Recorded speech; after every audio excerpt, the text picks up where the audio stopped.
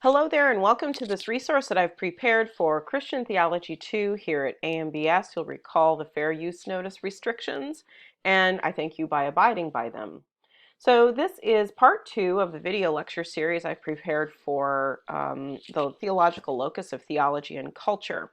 We'll do a quick review of the contents, and I also just want to add a quick disclaimer that I'm recording this video here at home, so there may be some background noise or some activity that hopefully won't be too distracting. I'm also sitting in a place where the sunlight is streaming through the window, which I love, but as time passes, I may end up with a bit of a washed out face, and so I apologize for that too.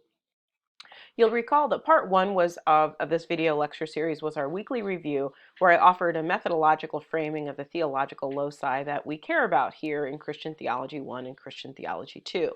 So here in part 2, we're going to be diving into our examination of some major streams of theological conversation about culture. And again, I'll just remind you of the caveat that the voices and perspectives we'll be working with are exclusively those of European and US American men who are white to boot. We can pick up some conversation about why that is when we gather back together in class. When will that be?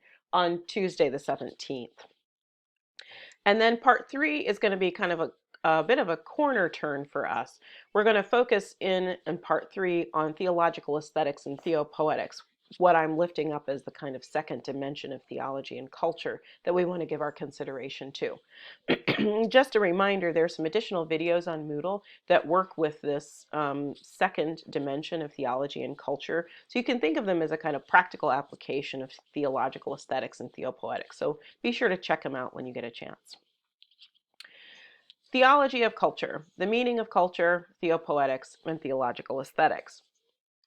Let me just say a word about the painting that accompanies this theological locus. It's titled Vantage Point 2, and it was painted by Abner Hirschberger in 2004. Abner is a Mennonite artist who's based here in Elkhart County. He taught for many, many years at Goshen College. And if you'd like to know more about Abner, his work in general, or Vantage Point 2 in particular, I posted a link to his personal website on the Theological Locus page for Theology of Culture. So be sure to take a look at that too. Theology of culture, I've suggested, has or the way we're treating it has kind of two dimensions. The first dimension is that theology of culture is interested in looking for a way to communicate the gospel to the people of our time. This is a way of recognizing that there is a pretty huge chasm historically, socially, and yes, culturally, between first century Palestine, when Jesus came bringing the gospel message, and where we sit in the 21st century. The second dimension of theology of culture that we'll be treating here is fostering a theological imagination. And when we get to part 3, I'll go into more detail and depth about why that's so important. But for now, our working definition of theology of culture is that this form of God talk is our speech about how and where we understand human endeavors to join with a Christian message of good news in the world. So let's unpack that a little bit more by taking a look at the meaning of culture from a theological point of view. In his Westminster Dictionary of Theological Terms, Donald McKim explains that culture is this. Most generally, it's a description of all human endeavors and activities. It's very similar to the term civilization, but we'll see in a moment how those terms are similar and different. Culture comes from the Latin word colere, which means to till or to cultivate. Basically, what is happening here is culture is a term that describes how human beings interact in our environment and build things out of the materials around us. Now, those materials around us might be the natural materials of wood and stone, but it also refers to the processes that we have used to develop meaning and to construct ever increasingly complex systems of belief, systems of social norms and mores, and societies, right?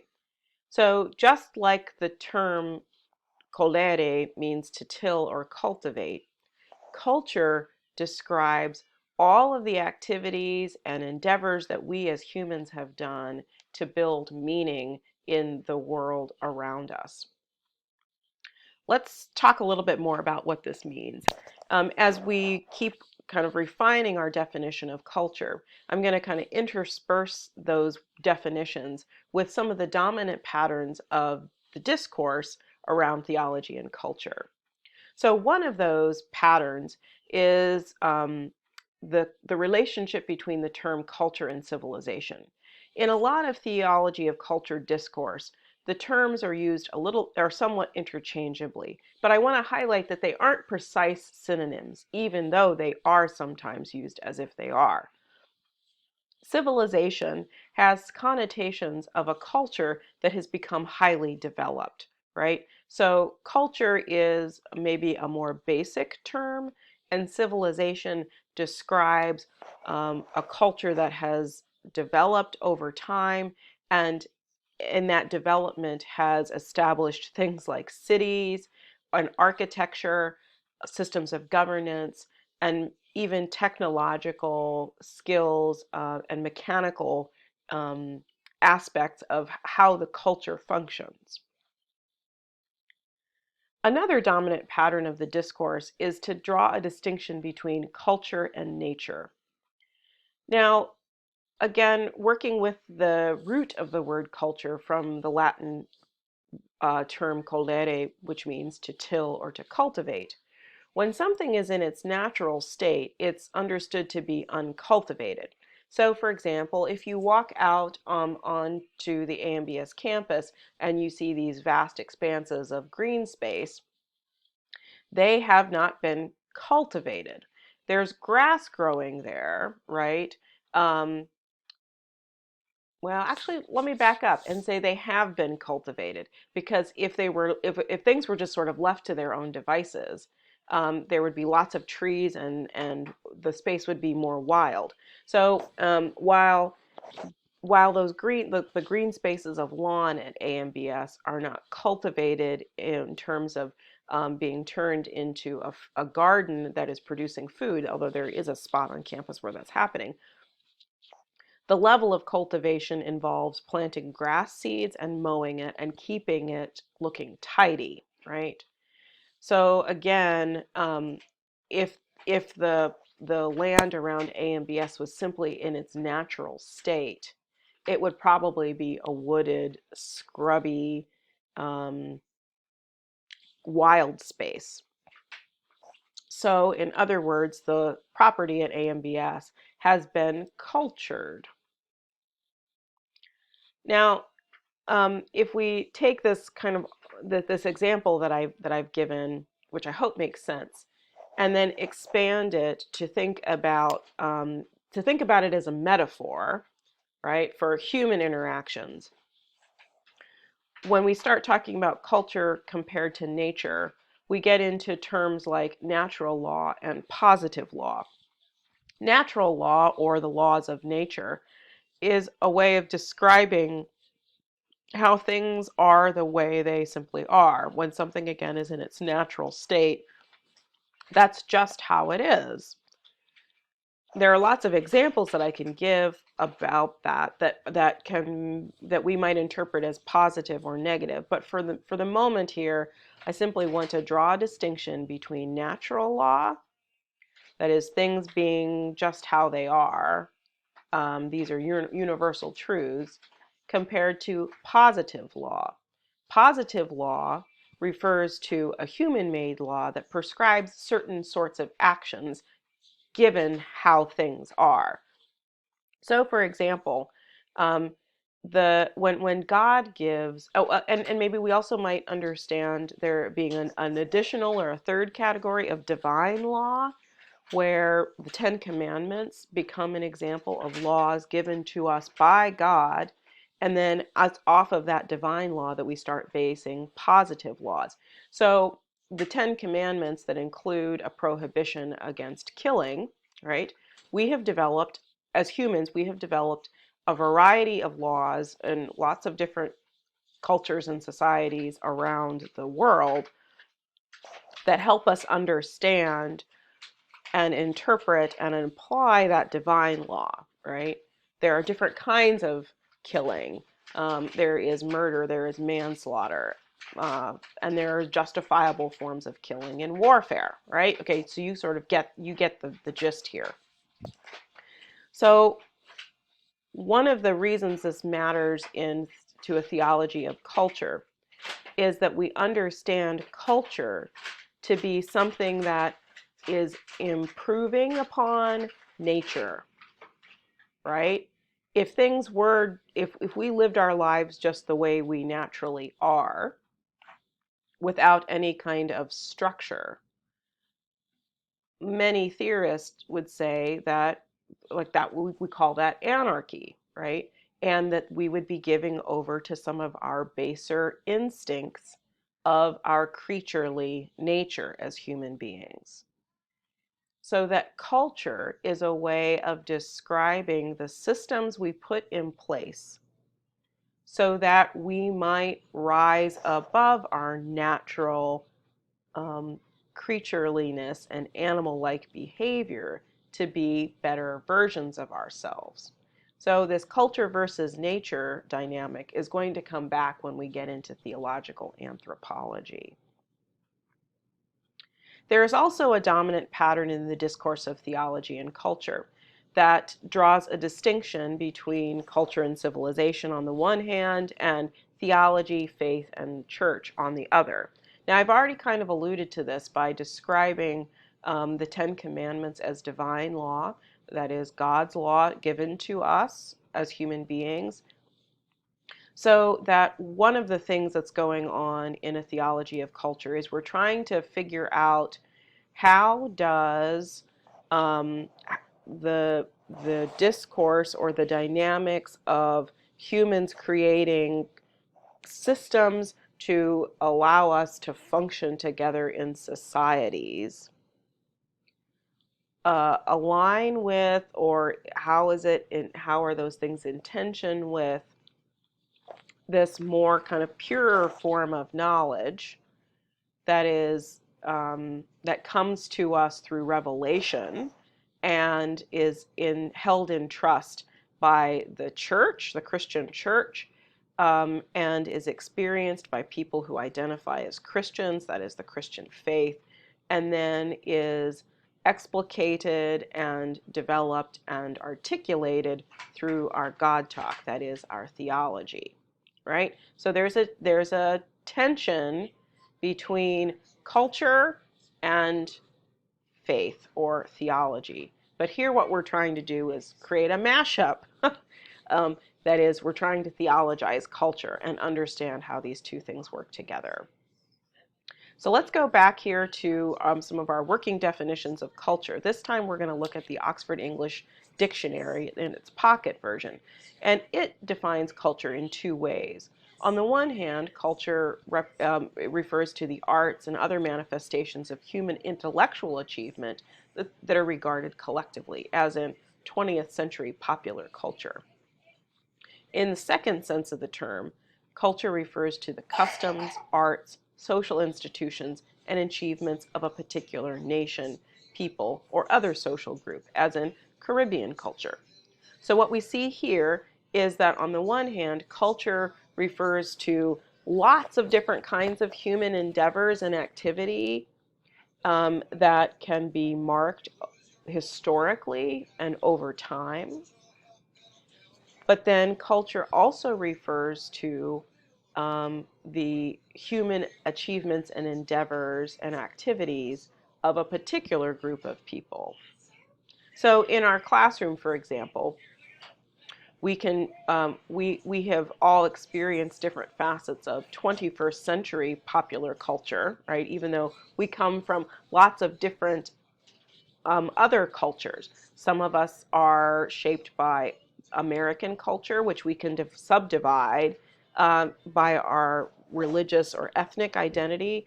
Some of us have been shaped by Ethiopian culture, which again can be subdivided into a whole variety of subcultures.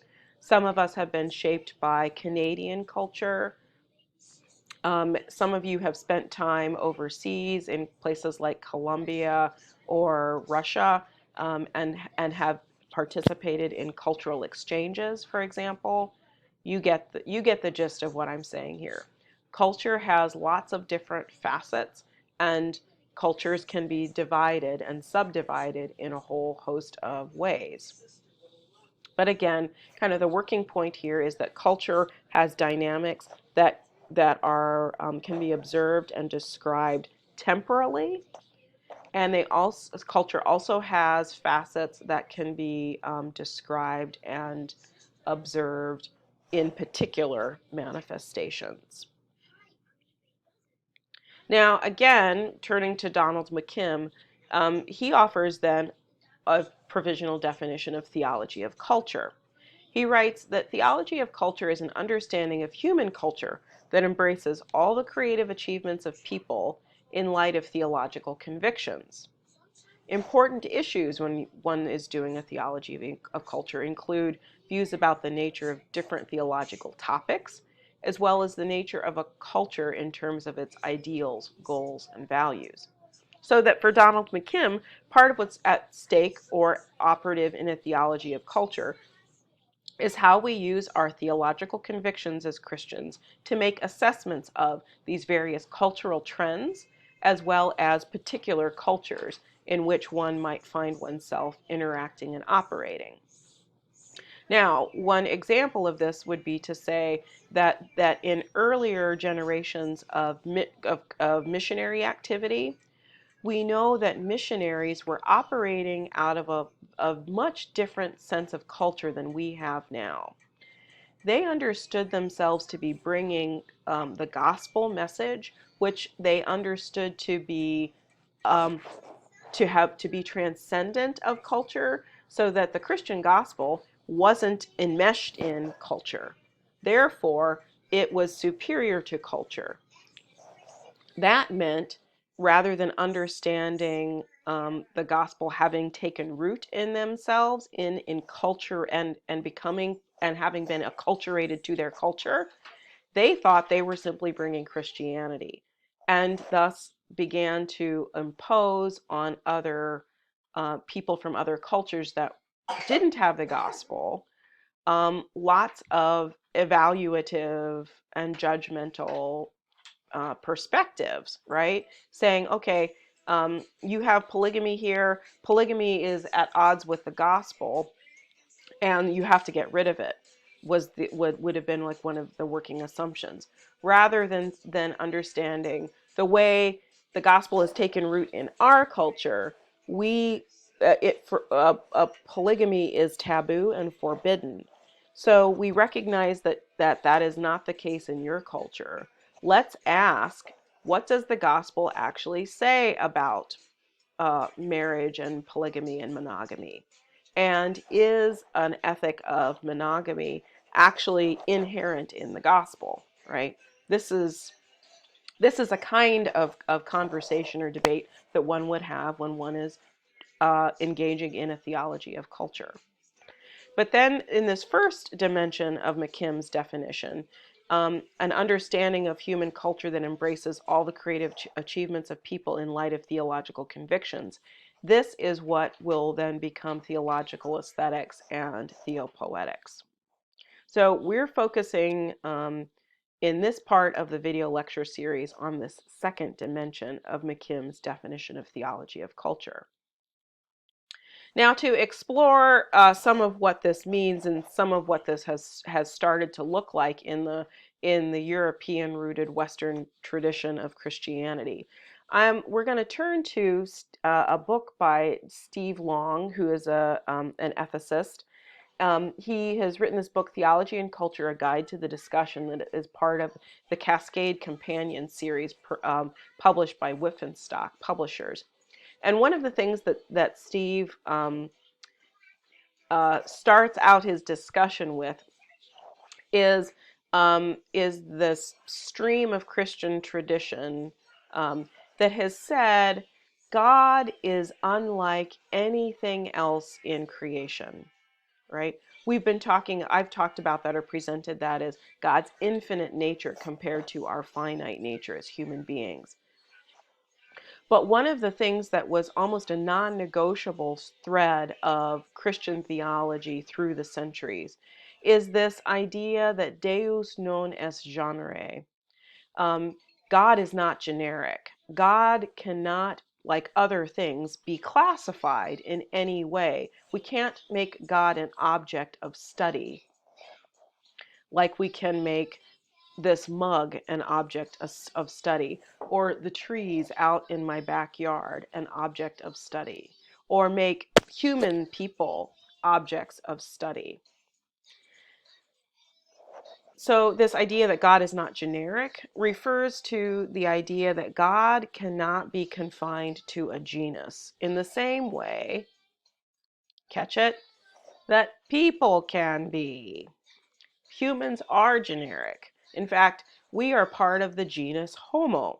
You can see here that I've identified the domain, the kingdom, phylum, class, order, family, genus that our species, Homo sapiens, are part of.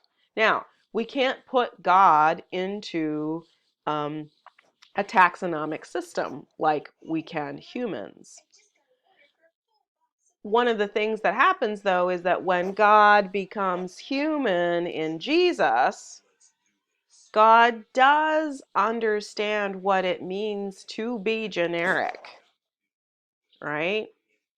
So that another dominant pattern of the discourse of theology and culture, in addition to distinguishing among things like nature, culture, theology, faith, church, is to determine the relationship between different things like Christ compared to culture or church, compared to world, state, or society.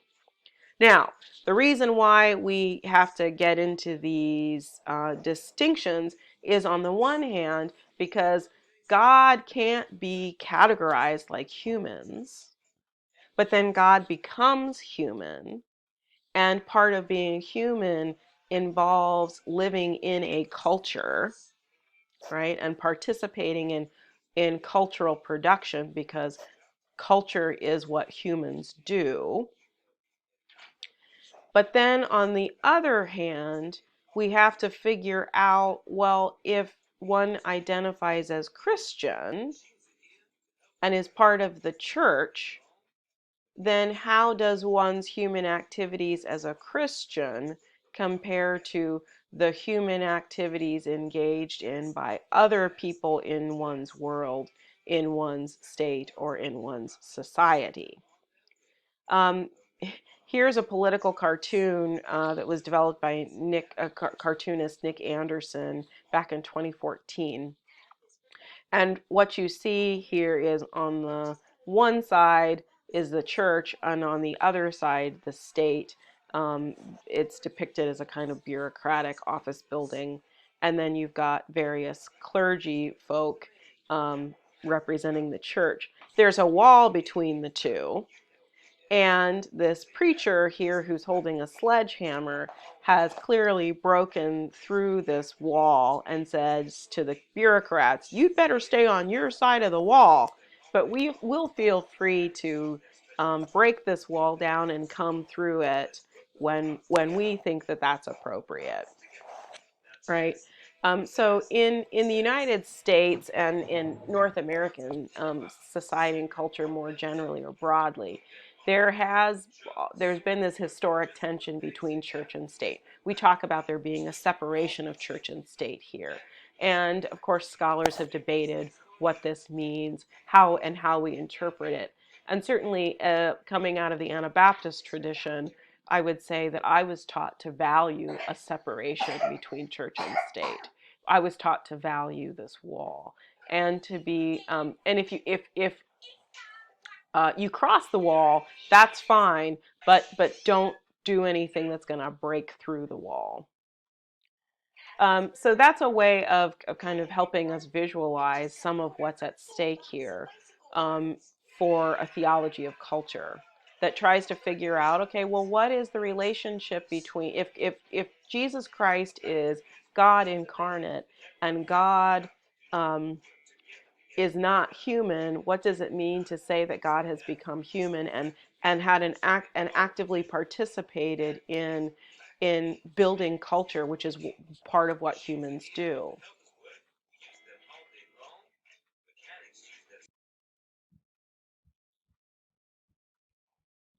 Now, this particular pattern within the discourse of theology and culture has a couple of kind of important sub-themes here. Part of what is happening is there's a sense that Christ and church represent eternal truth compared to the temporal artifice of culture, world, state, society. If you think back to this litany that we've been using to open class each week, in the third stanza, when things have turned to dust and human knowledge has been completed, right? God, God will be, right? So this idea that Christ and the church, because it contains the gospel, or has been entrusted with the gospel, which is the message of how God desires to redeem and save all that is, right? And it's mediated through the church. This is the eternal truth compared to the temporal artifice, the things, the constructions that our cultures and civilizations create and build. So artifice, of course, is related to the term artificial, right?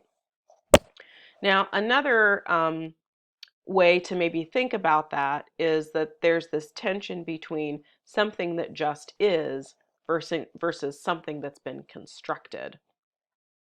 So if you walk out into, think of a nature preserve, right, where you're able to see the natural world just as it is. There's something that's pristine and beautiful and magnificent about that, right? There's an aesthetic quality there that we as human beings can deeply appreciate. And for many people, going out into some of these kinds of natural settings is a place where they are able to experience a deep connection with God. Their humanness is put into right proportion with the magnificence of who God is. And there's then a sense that kind of our urban cities, or all of this cultivation and construction that we have engaged in as human beings, that threatens this other space, this other kind of space where things just are as they are. Now, as you might have picked up on, sometimes when one is doing theology of culture, we see the value shift directions. So where in an earlier stage, there's this deep distinction drawn between culture and nature, right? And again, as in natural law, that somehow natural law or things just as they are somehow less valuable than the cultivation and intention that human beings can bring to capitalize on what is. Well, now it's like we're shifting directions. What's natural is more valued than what's artificial, right? So in other words, there's this pattern in the discourse of theology and culture where we might understand ourselves to be on a spectrum. That is, nature versus culture. One is not better than the other, and one is not worse than the other. But they are things that we need to be able to distinguish from one another. And then in our own theological perspective, our own theology of culture, we start to value one of these ideals or concepts or ideas over the other. But more often than not, there is this kind of complex back and forth between these two concepts. Another dominant pattern of the discourse, in addition to distinguishing nature from culture and determining the relationship between different things like Christ compared to culture, is that of an ethic of ultimate ends versus an ethic of responsibility. So let me just identify the meaning of these terms, and then we'll dig a little bit deeper into the tension, right? So an ethic of ultimate ends refers to the requirement of people who are operating out of a worldview in which we understand there to be like that all that is created and exists has an ultimate end that we can't know. In Christian theology, we call this our eschatology, right? An ethic of ultimate ends that says, okay, God has designed the universe. God is, in some sense, in control of the universe. We don't know what God intends for all of this. We have some ideas about that, but we can't actually know. So we want to live our lives based on what we think God intends, and that requires us to renounce violence. Okay? That's in tension with an ethic of responsibility. An ethic of responsibility is inherently political and is invested in estimating outcomes. We sometimes call this risk management. So an ethic of responsibility says, all right, look, we're not in this eschatological vision business. What we have to do is take care of what's happening in the present moment, and figure out, this gets us into the principle of utility. Figure out what's going to do the most good for the greatest number of people and the least amount of harm to the smallest number of people. Now, an ethic of responsibility can be extended beyond humans to take into consideration all forms of life, but it has generally and historically been oriented around people. So that it's political in the sense that it has to evaluate and valuate different things at different levels. What's of more value to us, this tree or this parking lot? What is of more value to us, this pod of whales or this group of school children, right? And then it starts to make decisions about how we allocate the shared resources we have based on our priorities and various valuations of various things. Now, an ethic of ultimate ends versus an ethic of responsibility sees the biggest gap between these two things uh, shapes up when it comes to figuring out how we go about then kind of enforcing things to fit with our political priorities. Politics uses violence as its decisive means, or the threat of violence as its decisive means. That is, its tool for accomplishing um, the outcomes it seeks. Christianity, on the other hand, is purely religious. That is, Christianity is defined by its ethic of ultimate ends. That then renders Christianity both asocial and apolitical. That is, it's not responsible and it's not political. And this is a dominant pattern of the discourse. You might have an embedded theology that says something different, or what I'm saying might actually resonate with your embedded theology, or you might notice that what I'm saying is what your embedded theology says, but there's another part of you that's like, something about that just ain't right. There, what you're experiencing is this tension between an ethic of ultimate ends and an ethic of responsibility. And again, theology of culture is the form of God talk where we try to figure out how to mediate that tension and what to do with it. Maybe as a way of kind of getting at this tension, or to also explore how the tension has manifested and has kind of been marked in ways that, and Christianity itself maybe has been marked by some of these moments. I want to offer two visuals here. First is this painting by Peter Paul Rubens from the 17th century. It's titled The Emblem of Christ Appearing to Constantine.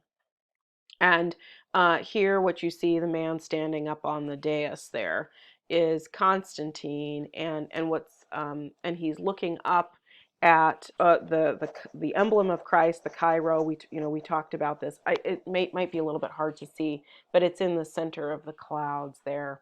Um, on the slide versions of this, I'll put a little circle around it to highlight it. Um, this is understood or often interpreted as a moment when Christianity went from being a minority religion, right, asocial and apolitical, to being the religion of the Roman Empire. And in that shift, Christianity all of a sudden has to figure out how to be, or like what it does with itself, right? Rather than being a kind of outlier on the edges of society, it becomes enmeshed in, and defines society, and that's how we get what we call Christendom. Um, in contrast to that, here is a painting by Edward Hicks, um, and it was painted at the end of the 18th and the beginning of the 19th century. It's William Penn's treaty with the Indians. And what you see here are some American Indians, some native and indigenous Aboriginal people to what we now call North America. And they're communicating with and interacting with and trading with some Europeans who are part of the Society of Friends, known as Quakers. And William Penn is known for establishing the colony of Pennsylvania, right? It's named after him. And his approach as a committed pacifist was to build a commonwealth, that is, a society where violence was not used as the decisive means, right? So engaging in political activity that sought to operate out of an ethic of ultimate ends rather than an ethic of responsibility, which is what what has to happen in the Roman Empire. So I offer these two images as a way of signaling this debate has been around for a long time, and it's not as inevitable as a lot of scholars have suggested, that in order to be responsible, one must operate out of an ethic of responsibility, or that, and another way to say it would be that an ethic of responsibility is necessarily um, grounded in a decisive means that requires the use of violence. So again, getting back to these dominant patterns of the discourse, we see that theology of culture works to make some distinctions between nature and culture, and I guess I should have added here, and the world of faith, Christian faith. It works at determining the relationship between different things like Christ compared to culture, or church compared to the world, state, or society. And it engages in some kind of conversation around an ethics of ultimate ends versus an ethic of responsibility. That is, recognizes that there is an inherent tension. But then another dominant pattern of the discourse is to say that Christianity, which is an embodied religion, must form relationships with society and state, and we also might add world there, but society and state, I think, are particularly salty terms here because they connote some form of culture and structure and civilizing impulse. Okay? In other words, Christianity, if it's actually going to be Christianity, requires that it develop some kind of cultural container, some kind of social dynamic, and some kind of governance structure, right? This is definitely what the first Christian communities in Acts discovered. And all of that is part of the conversation of theology of culture. So now let's turn to look at some of the dominant players who have shaped contemporary theology, that is, theology that was done in the 20th century.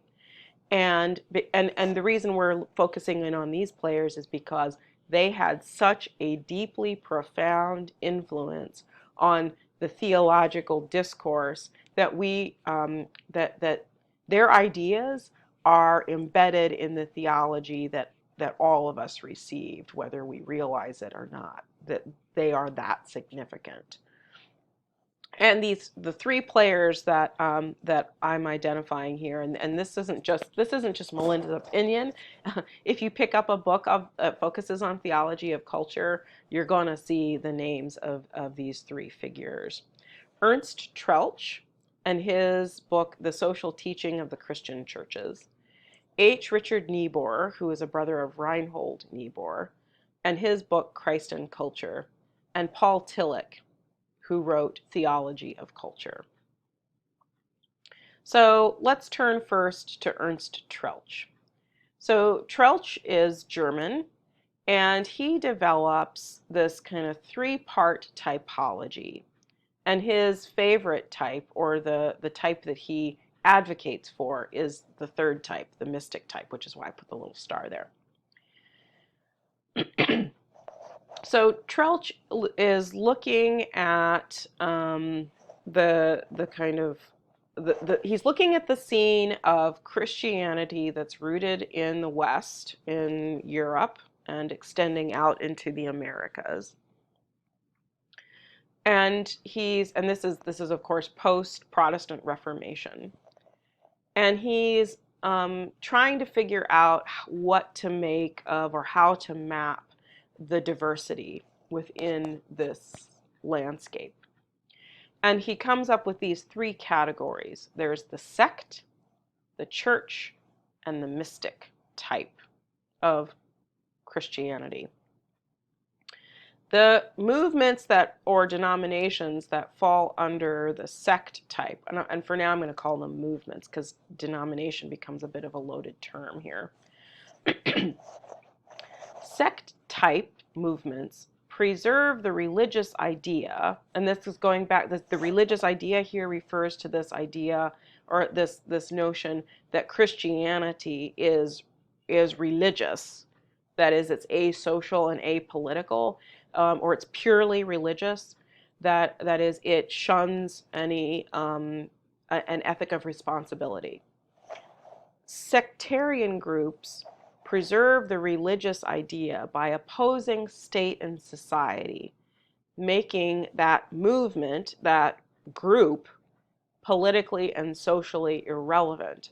Essentially, that group is withdrawing from any kind of social responsibility that they might have as a group that is human and exists in the world, right? Because remember this idea that Christianity, to be Christianity, has to be embodied. So that the sect type comes to terms with that, the embodied incarnational nature of Christianity, by withdrawing from state and society. And they withdraw in a kind of oppositional way. Then there is the church type. The church type adopts or mimics the forms of state and society. But in that process of mimicking or adopting the forms of state and society, it loses its integrity. That is, it's trying so hard to be responsible that it stops being responsible to the gospel, right? The mystic type kind of splits the difference. The mystic type insists on inward religious experience, that is, being born again or some type of conversion that allows the movement to exist in the world without being compromised by the world, because its religious identity is cultivated within individuals. Okay, are you noticing some of the language here? In other words, where the sect type shuns the world and the church type becomes too much like the world, the mystic type exists in the world without being defined by the world. This is a living out of this injunction from Romans 12:2, right? Be ye in the world, but not of the world, so that you might be able to have this critical distance that allows you to discern what is the true will of God, right? So again, Trelch favors the mystic type. If we start putting assigning some groups to this typology, you have Anabaptists and other radical reformers being assigned to the sect type. And then you have the traditions of Christendom assigned to the church type. This would include the Roman Catholic Church, and it would also include the Anglican Church, both of which understood themselves to be kind of state churches, imperial churches. So that when government spreads or civilization or culture spreads, so does the religious type. Like that religious type goes with it. The mystic type then is identified with things like the Lutheran tradition, right? And part of what's happening here is the mystic type for Trelch is a way of teasing out Martin Luther's understanding of the priesthood of all believers and his two kingdom theology, in which Christians are known as Christians because they've had this inward religious experience of conversion, of being born again, of having some kind of personal relationship with God in Jesus Christ. And that allows them to exist in the world with their Christian convictions, right? Um, and their Christian convictions are buttressed or supported and nurtured by their participation in religious community.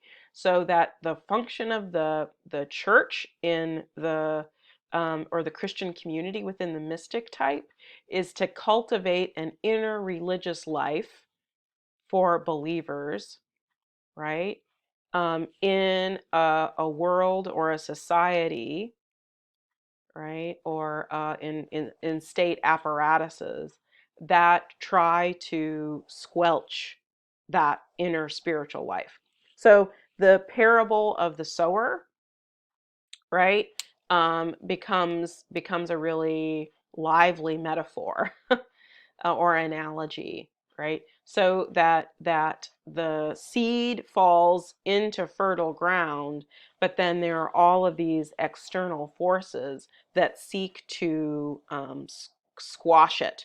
So how do we keep cultivating that seed when it falls into ground where it's threatened? That becomes for Trelch the kind of ultimate question, right?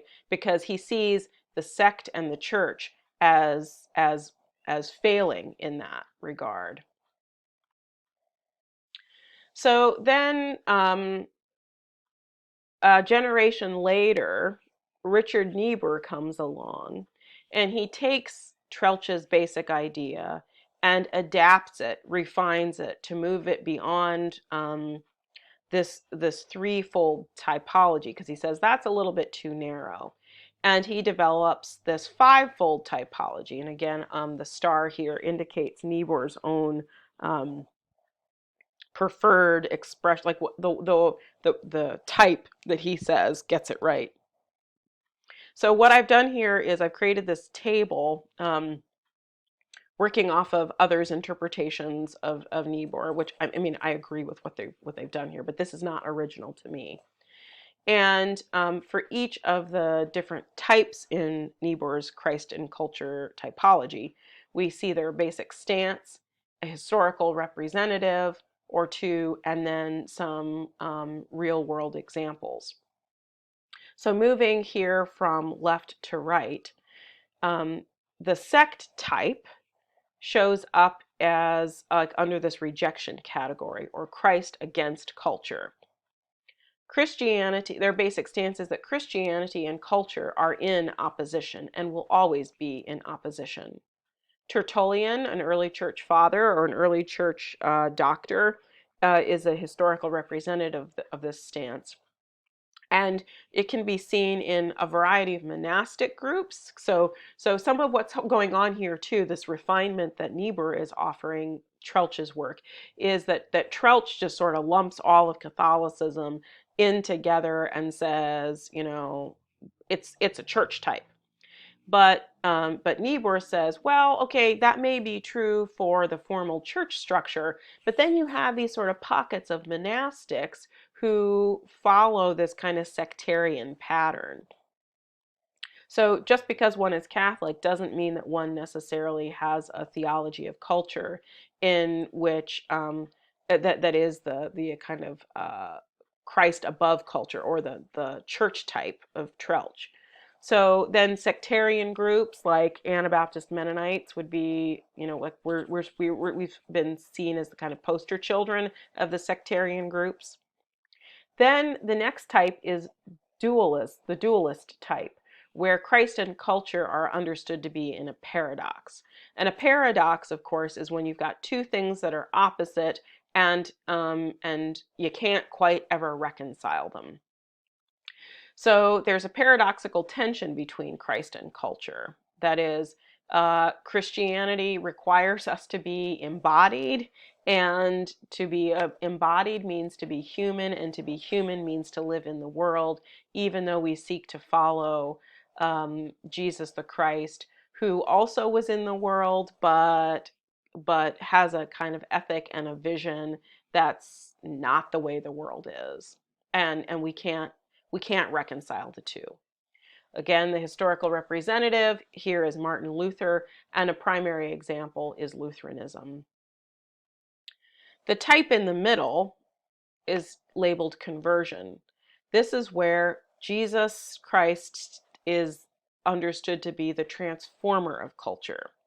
So there's a recognition that culture is sinful, but it can be turned to Christian purposes, right? Christ can redeem and transform culture, just like Christ redeems and transforms us as humans. Augustine and John Calvin are the primary historical representatives of this type. And Niebuhr argues that the social gospel is an example of the conversion type. Then next comes the synthesis type. This is Christ above culture. Here there is we find that there's continuity as well as discontinuity between Christ and culture, but that that Christ is always stands above culture, as opposed to, so it's like this as opposed to this or this of the dualist and the rejection type. And then in the conversion type, Christ stands above culture, but Christ is also maybe beside and beneath culture, transforming culture, reworking culture, helping culture become something else. In the synthesis type, Christ and culture are like remain distinct, just like the other dualist and rejectionist types, but that again, there are some parts of culture that actually connect with Christ, right? That sort of bridge that gap, while others remain sort of beneath Christ.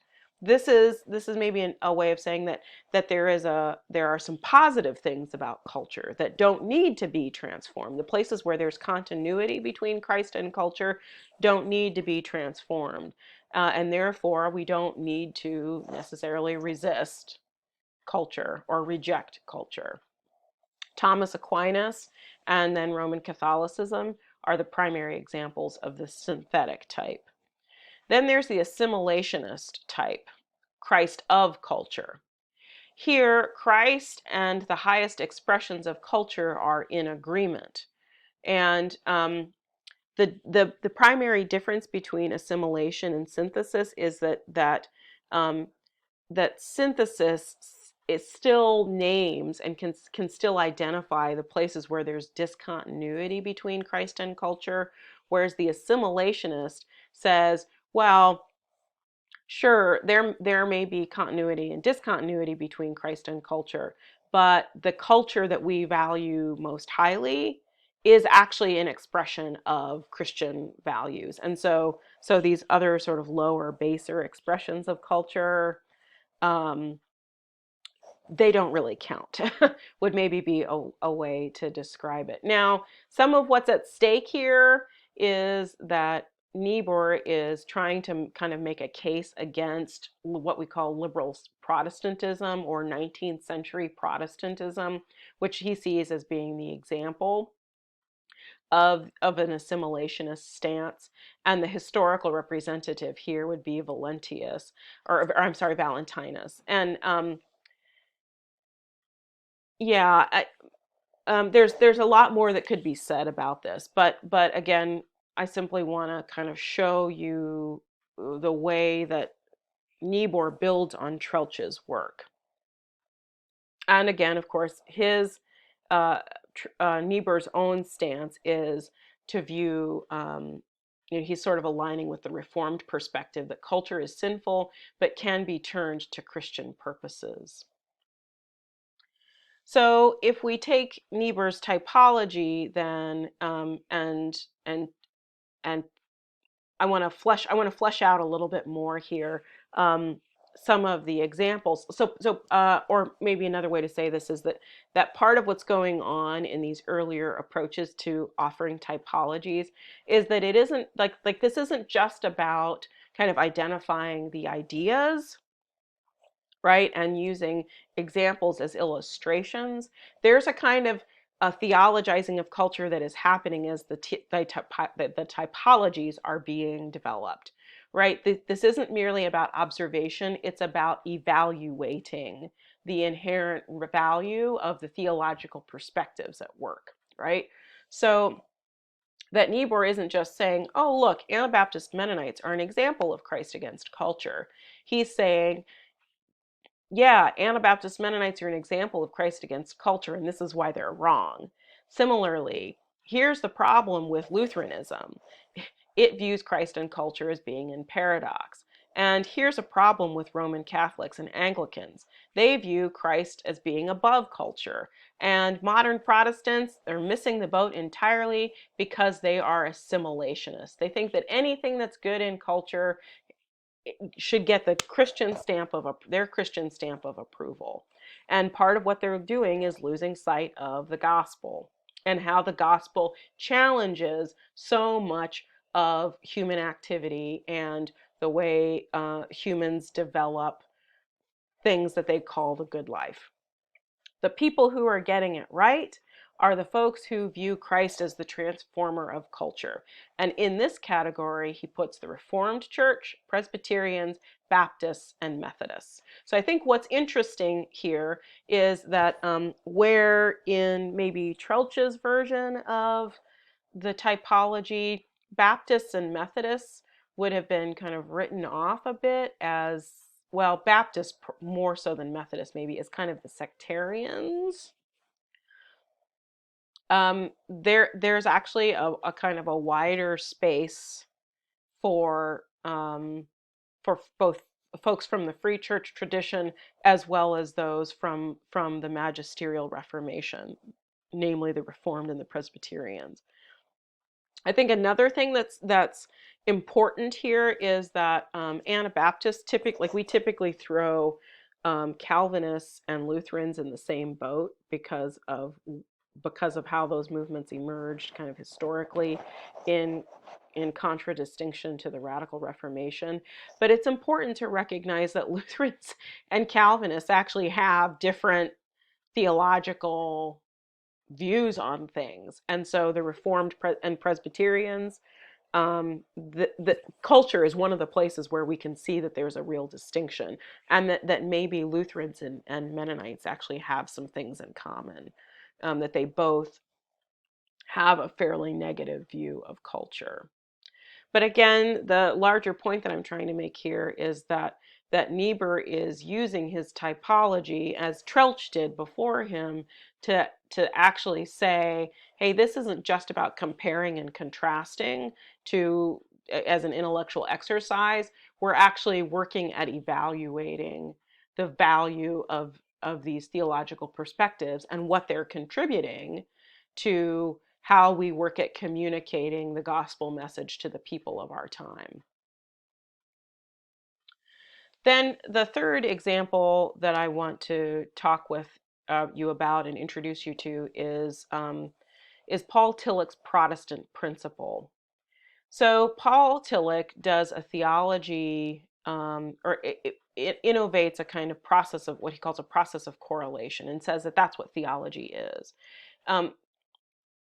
The process of correlation works like this: that culture asks a question that it can't answer. So then theology gives an answer. The answer is always in a cultural form, which then raises additional questions. Because remember, this is going back to this dynamic where culture is in tension with theology. So that this correlation process is a dialogical one. Tillich writes, religion as ultimate concerns is the meaning-giving substance of culture. So if we go back to making faith sense and think about meaning making, this is getting us into our theological method definition at the level of how we go about evaluating different kinds of ideas, right? Religion as ultimate concerns, so think here too of an ethic of means, is the meaning-giving substance of culture. The function of religion within culture is to help us make faith sense of what's happening within a cultural framework or a cultural context or a civilization, as it works to mediate these various tensions we've identified. Tillich goes on to add that culture is the totality of forms in which the basic concern of religion expresses itself. Culture is the totality of forms in which the basic concern of religion expresses itself. What that means is culture is inextricably woven into our lives, right? And thus it's within our lives that we work out meaning making and assign meaning to our experiences. Theological reflection is a piece of this. Tillich's principle then of course, so this is again then another layer of the correlation, right? This back and forth, this dialogical process that leads to us developing a theological perspective. Tillich's principle of correlation has helped underscore the importance of contextualizing our theological perspectives.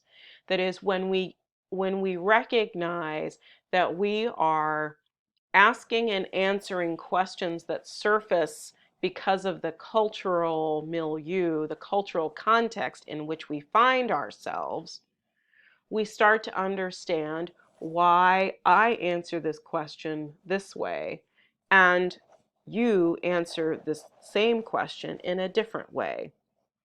Or we start to recognize why you are asking a question that doesn't even occur to me to ask, and vice versa. So that the thing that Tillich brings to the conversation, if we go back to look at these typologies that Trelch and Niebuhr developed, he would kind of say, all right, that's those typologies are really useful, but let's back up and ask why you developed these typologies in the first place. What questions was your culture asking you that you couldn't answer? And how did you develop the answer in the form of these typologies?